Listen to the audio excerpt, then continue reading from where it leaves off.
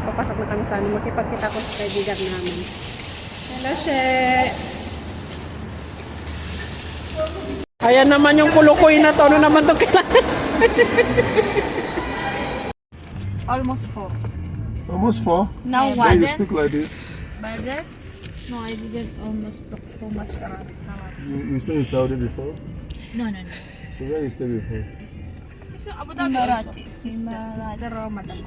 Speak English, baby. 4 years you speak Arabic like this. How? No, only Arabic. 4 years I speak Arabic. But my Arabic not good. Good. I can't speak like me 6 years I cannot. Okay.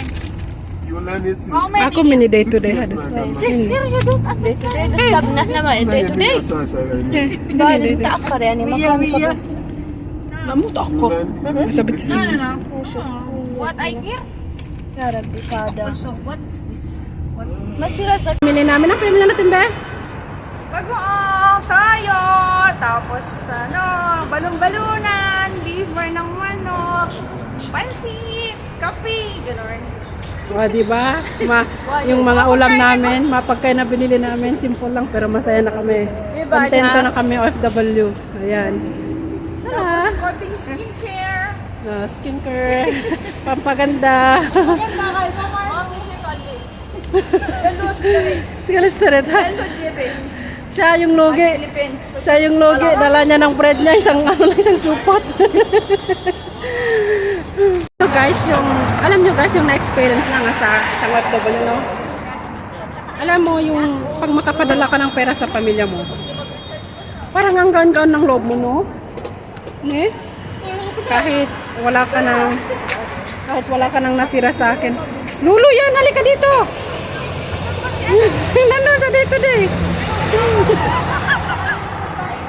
O, siya naman yung Lulu. Hindi, Lulu dito day.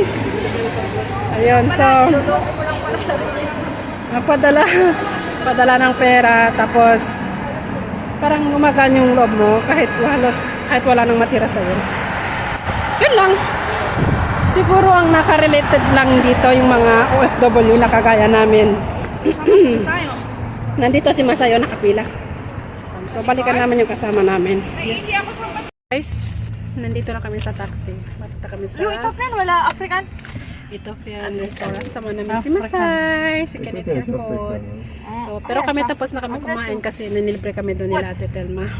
Kumain na kami. Busog na kami. Sob na. So, sasama lang namin si Masay. Okay, Masay? Yes